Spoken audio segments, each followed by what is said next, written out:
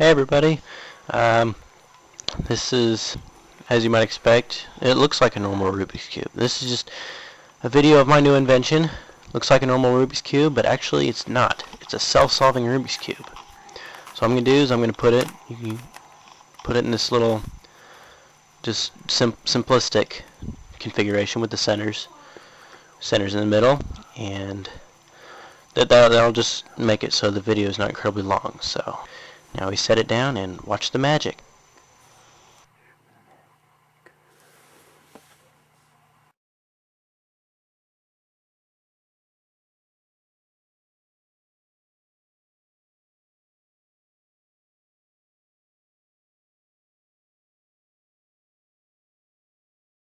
Now, as you can see, the cube solved itself. So, alright, thanks for watching. I'll see you next time.